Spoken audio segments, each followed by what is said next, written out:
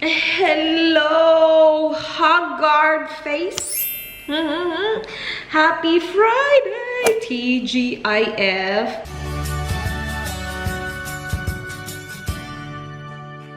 It is 12:20 na ng hapon, but that's okay kasi yung kakainin ko is leftover from kagabi, so I don't need to cook. And tingnan nyo yung aking pregnancy pillow. I use it here kasi napapansin ko sumasakit na yung aking likod. Nararamdaman ko na yung mga sakit-sakit sa katawan. Hindi na ako basta-basta nakaka-squat, which I know sasabihin ng ibang tao, you shouldn't squat anyway. I stopped eating dun sa maliit na table namin kasi hindi naman sa nahihirapan, pero medyo mas careful na ako ngayon tumayo because my belly is getting bigger and bigger araw-araw. So masakit yung likod ko. Napansin ko after ko mag-toothbrush sa gabi, kasi nakaganon ako sa sink, sumasakit talaga yung likod ko. So before ako matulog, pinapapush ko kay Dan ng konti gamit yung palm niya, hindi yung massage na ano ha. Pinapapush ko lang sa kanya kasi after like ilang minuto na pagaganon-ganon sa sink, sumasakit siya. And because hindi ko pa ginagamit yung aking pregnancy pillow sa bed, because this pillow is massive, you guys. Malaki, mabigat. And I'm currently 21 weeks and 2 days pregnant, and hindi ko pa din siya ginagamit sa bed. Well, sana magamit natin siya. So sabi ko, gamitin natin siya dito, be. And it helps naman. So dito ako nag-i-edit. And yan yung aking pregnancy pillow. This is big. And see? Yan yung sa isang side. Ito yung sa isang side. Katapos ko lang mag-edit. Ayan, na-save na siya. We will upload it. We will just eat lunch and then we will work on the wardrobe plan. So we came up with a plan last night. Tinulungan ako na Dan. Kinuha ko yung ideas niya kasi he wasn't really convinced about, well, hindi ko sure kung nasabi ko sa inyo kahapon. Gusto ko kasi ilagay yung vanity sa wardrobe namin kasi yung wardrobe na nasa plan, mahaba siya guys, 6 meters. And sabi ko parang hindi ko naman kakailanganin yung ganyan ka haba, ganyan kalaki na wardrobe for just clothes. Kasi nga, kapag malaki yung space, mas iisipin mo, kailangan ko ng maraming damit. And ayoko yung ganyang pag-iisip. Ayoko yung ganyang pag-iisip. Kasi gusto ko nga i-minimize na yung mga damit ko. We'll try. But sabi ko, ang laki ng space, so gusto ko ilagay yung vanity doon sa wardrobe mismo. Oh my gosh, ano na yung itsura ko? Uy! So yan, nakapag-desisyon ako na ilalagay ko yung vanity ko sa loob para at least nakatago siya. And ayoko din kasi yung itsura ng vanity na nasa loob ng bedroom. Alam mo yun? Parang gusto ko lang mas, alam niyo naman ako, ayoko ng sobrang maraming like furniture. Anyway, ipapakita ko yan sa inyo mamaya. Kailangan lang siyang i-finalize kasi merong part sa wardrobe na hindi ko pa sure kung anong gagawin ko. But we will finalize that today because we will be meeting the wardrobe cabinet guy tomorrow. Kasi akala ko yung sabi ni Dan 8:30, hindi pala 8:30, 3:30 pala ng hapon. Pero meron din kaming iba pang kailangan gawin bukas. We need to go and look for toilets. Toilets, bathtub, para again, may idea kami kung ano yung like plumbing fitting. I know this is like early, but we have to do all this now. Hindi ganun kadali magpatayo ng bahay. Depende din kung paano nyo siya gagawin. Kasi may mga iba naman na nagpapatayo ng bahay, pero may plano na sila. Like, susundin na lang nila yung plano ng builder nila. Kami kasi, gusto namin kami magplano para like, alam mo yun? Like, gaya nitong bahay na to, si Dan yung nagplano, siya yung nag-decide kung saan ilalagay yung ganito, ganyan. Parang yun kasi yung main point kung bakit kami nag-build. Para makuha talaga namin as much as possible lahat ng gusto namin sa bahay. Because this is the house that we will live in for a long time with the kids. So, depende din talaga. Pero hindi lahat na nagpapabuild, ganito kahirap ang pinagdadaanan. Char naman sa hirap yung pinagdadaanan. Because alam niyo yun, we started in January, guys. We got the land in January, settled all that in January. And now we're still working on it. And we're getting close. We're getting there. We will build maybe in September, October. We're thinking maybe October. Now, let's eat lunch. Para makaligo na tayo. And then, we will work on our wardrobe plan. Sana ma-finalize ko siya ngayon. Sabi naman ni Dan, hindi mo naman kailangan i-finalize. Pwede naman tayo magtanong dun sa gagawa and see kung may mga idea pa siya. Kasi ang dami ko nang tinignan sa Pinterest and stuff. We'll see, we'll see, we'll see. Let's eat. Bumili din pala ako ng mango lassi. Guys. Ayan. Nag-take away ako kagabi. Nagpunta tayo sa Indian restaurant. Restaurant kagabi. Ang daming chickpeas. Sana talaga yung in-order ko yung small. Medium kasi yung in-order ko. Napaka-filling ng Indian food. As in, napaka-filling. And this is like vegetarian meal. Ito, bread na merong potato na stuffing. And then ito, chickpeas. And masarap. Though, mas masarap pa rin talaga yung luto ng kawork ko. Hindi ko na-mention yung pangalan niya kasi nanonood siya ng video ko, guys. At kapag na-mention ko yung pangalan niya, bigla yung sasabihin, dadalan kita ng pagkain dyan. At sobrang, ayoko, nakakahiya talaga.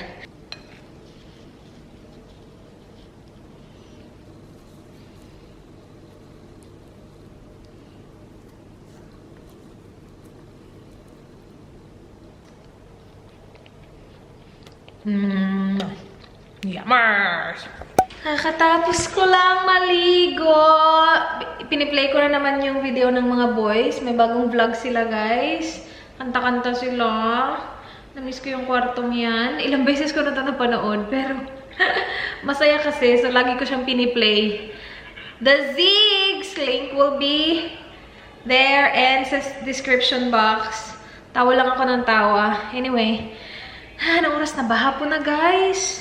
Late ako nakaligo kasi naglinis ako. Maliligo na sana ako after lunch. Tapos sabi ko, alam mo, maglinis tayo. Kasi Friday pa lang ngayon. Naglinis na ako nung Wednesday. Kasi nga, di ba, may bisita tayo kahapon para malinis yung bahay. Sobrang gumulo at dumumi. So, naglinis lang ako ngayon. Ang tagal ko na matapos malinis ngayon kasi dahan-dahan na ako sa aking mga galaw. Anyway, let's go back to this. Okay, so may idea na kami na Dan kung anong gagawin namin sa walk-in wardrobe namin. Pero ganito kasi yung itsura niya. So we have the walk-in wardrobe, yan. And sabi ko gusto ko malawak lang tingnan yung sa bedroom mismo. And because mahaba naman yung walk-in wardrobe, sabi ko magkakasya naman dun yung vanity kasi hindi naman ganun daming storage yung kailangan ko. Because first of all, I don't have a lot of makeup. So, nakapag-decision kami ni Dan. Nag-agree naman siya na ilalagay ko yung aking vanity sa loob. So, ganito yung magiging setup. Wait, wag nyo lang itong pansinin. Meron kasi akong Alex drawer, diba, na binili ko sa IKEA. Sabi ko, gusto ko siyang i-incorporate dun sa walk-in wardrobe. So, sabi ko, ilalagay ko siya sa ilalim ng vanity na ipapagawa namin. Tapos sabi ni Dan, wag na, ipagawa na lang natin lahat built-in. Kasi sabi niya, ano pang point na magpa-customize tayo ng walk-in wardrobe kung ilalagay mo din yung Alex drawer mo? So, sabi ko, okay. So, nilagay ko dito yung dimension ng Alex drawer, but let's not worry about that. So, ganito yung magiging itsura ng aming, ito yung plano ng aming master bedroom. So, nandito sa likod is yung aming walk-in wardrobe. Nandito yung harap ng bahay. So, nandito yung window. Sa first floor to hindi to sa ground floor. Sa first floor yung aming master bedroom. Lahat ng room sa first floor. Diyan magsisimula yung walk-in wardrobe namin hanggang sa dito. And sa dito na side, nandito yung ensuite namin. So, nandyan yung toilet, shower, and all that. And then dito, meron kaming wall dito. And then nandito yung aming bed. And ito wala siyang door, diretso ako pasok dyan. Dito wala ding door, diretso pasok. So ito, diretso pasok, and then opening dyan, papuntang ensuite. So mahaba siya yan dyan, guys. Yung napag-desisyon na namin na Dan is ilalagay ko dito yung aking vanity. Gusto ko sana siyang ilagay dito kasi may natural lighting. But then again, sabi ko, lalagyan ko naman ng lights yung mirror. Plus, kapag natural lighting, dito lang na side. So, kung nakaharap sana ako sa natural lighting talaga, that would be good. Pero kung dito lang na side, parang wala ding point yung natural lighting. So, sabi ko, dun ko na lang siya sa kabilang side. Tapos, lagyan ko na lang ng lights yung mirror. Para at least even yung light na nadidistribute sa aking mukha. Char. So, around 4 meters to eh. Itong wall na to. Yan, magkaparehong side na yan. Puro damit. And then, dito nga yung vanity ko. And then dito, I think, ito yung medyo hindi pa ako sure. Dito sa side na to. Kasi ito yung exposed na side. Kasi nga walang door dito. So, feeling ko, maglalagay lang ako ng shelves. Doon ko siguro ilalagay yung, hindi ko alam. Siguro mga abubot-abubot. I'm not sure. May mga pinin ako sa Pinterest na mga peg sa wardrobe. So, ito yung plano ko sa vanity. Pero, lalagyan ko ng lights yung mirror. And I'm not sure if I'm gonna put the shelves sa taas. Kasi hindi pa namin sure ni Dan kung closed shelving ba namin siya sa taas or open. Mas prefer ko sana close. But sabi ni Dan, baka baging mukhang masyadong boxed in yung aming wardrobe. But, I like that look, na parang parte lang siya ng ng walk-in wardrobe. Hindi siya nakalabas, hindi din siya masyadong paloob. So, mas mabuti talaga na ipagawa siya, ipa-customize siya. And then, ito yung gusto ko na mirror na look sana. But, depende sa presyo. Plus, gusto ko din sana yung my lights, yung yung wardrobe. But then again, sabi na that we will have natural lighting anyway because meron kaming malaking like full size na window talaga.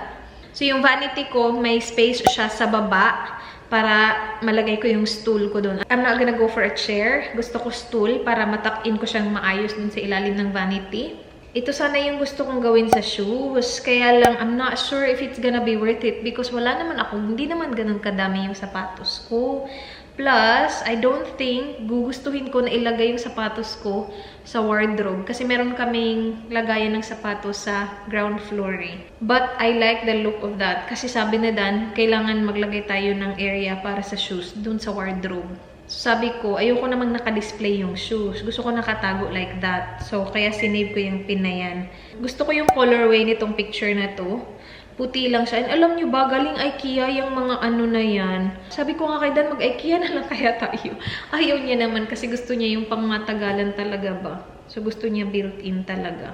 Ito is mga idea lang naman kasi kung sobrang magiging mahal talaga siya, kailangan ko siya mas i-simplify pa. Yung side lang talaga na yan. Ayaw kasi namin nalagyan siya ng mga damit dyan. Kasi open area nga siya kasi walang door. So pagtingin ko, gusto ko sana, ito lang naman gusto ko. Hindi natin alam kung ano mangyayari. Kasi baka pag sabihin ni Kuya, yung mahal-mahal yan, so ibahin natin. Gusto ko sana, pagtingin dun sa gilid, is hindi siya like mga damit agad. Kaya nga nilagay namin dito sa gitna, yung mga damit. Para makikita mo lang yung mga damit kapag pumasok ka na. Alam mo yun? So, mas malinis siya tingnan. So, yan yung i-figure out natin kung anong gagawin natin dyan sa side na yan. So, I'm just gonna look up some stuff and then hopefully ma-figure out natin siya. Luto tayo guys ng dinner. Gagawa ako ng salmon. Nalalagyan ko ng gata and konting vinegar lang. Ito yung recipe ni Smile Lyra. Yung salmon natin ready na yan. Kailangan ko na lang yan hugasan. And sa nalala ko, lagyan ng onion, garlic. Late na pala guys. Sa update ng aking baby, sabi nila na sabi dun sa app na titikman na daw ng baby yung mga kinakain ko. Natitikman niya sa amniotic fluid. Nirecommend nila dun na kain lang ng kain ng kung ano-ano kasi may studies daw na nagsabi na like natitikman nga niya sa amniotic fluid tapos kapag lumabas na daw siya and mag-start na siya kumain ng solids, kung ano daw yung mga natikman niya dun, may possibility na kakainin niya. Tinatry ko yung best ko na kumain ng maraming healthy na pagkain. Like mga gulay-gulay, guys. Prutas. Yung snack ko kanina, prutas. And isda. So sabi ni Dan, huwag kang kain ng dried fish ha. Baka yan na lang gusto ni baby.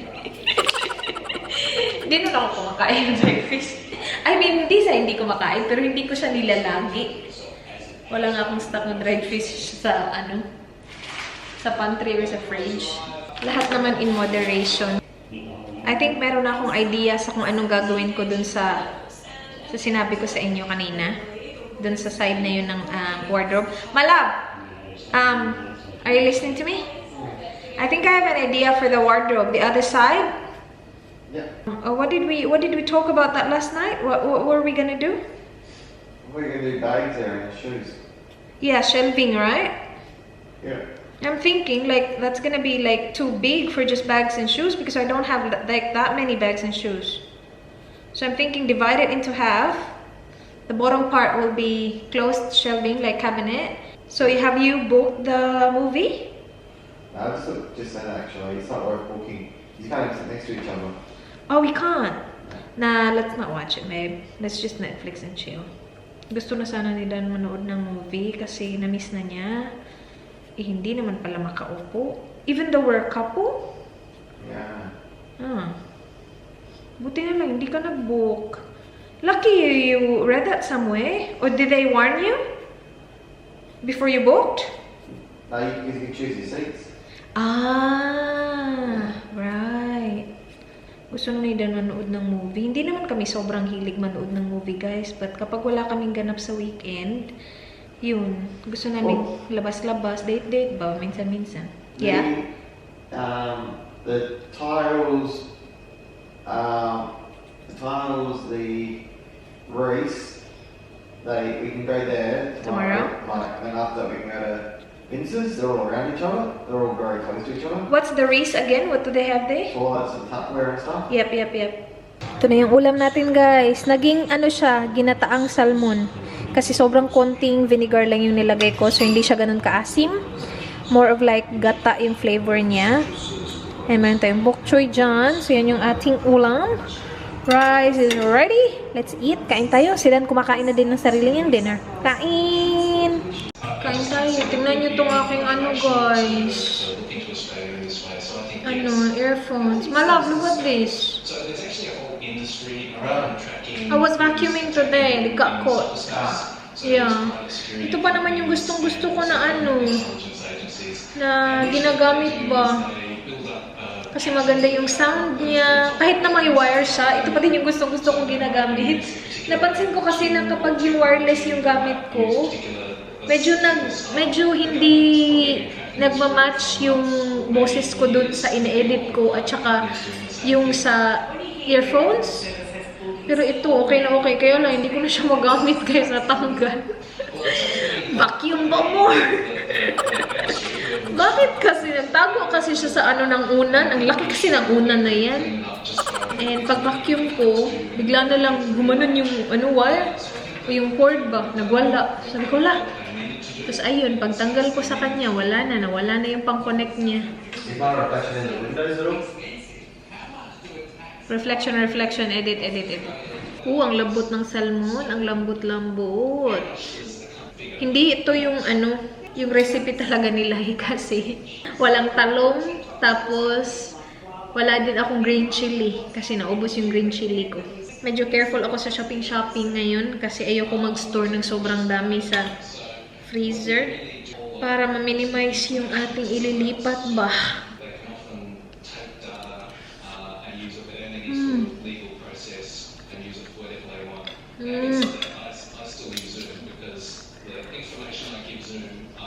Guys, nakakaramdam na ako ng paghihina. Char. Panghihina ng katawan. Kasi diba sabi nila kapag buntis, gusto mo lang matulog. Wala kasi ako niyan eh. Hindi ako nagnanap. Kahit na nung first trimester ko, as in wala talaga masyado. Ngayon parang nararamdaman ko na bakit parang pagod na pagod ako? Yung ginagawa ko is yung mga normal lang naman na ginagawa ko. Siguro kasi like buntis na talaga ako, 'di ba? Kasi nag-edit ako kanina. Yun naman yung ginagawa ko, nag-edit ako. sa umaga pagising ko.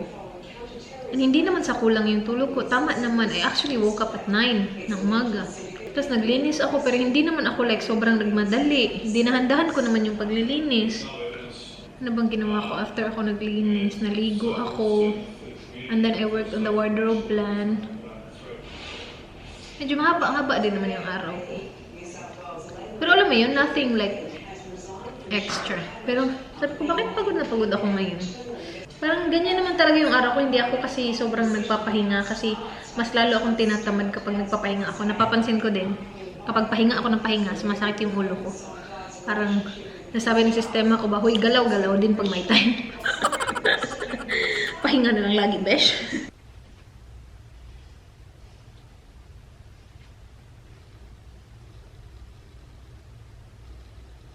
Inimagine ko guys kung ano magiging itsura ng dinesign kong closet. Meron kami kasing isang ganito.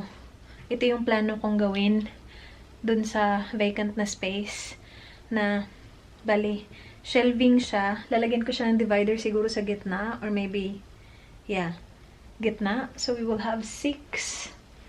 And then yung sa baba, ganito. Actually, maybe we will have like 4. Kasi sobrang haba naman ito. So siguro hanggang dito yung shelving. And then down is ganito, cabinets. But, plano ko na walang handles.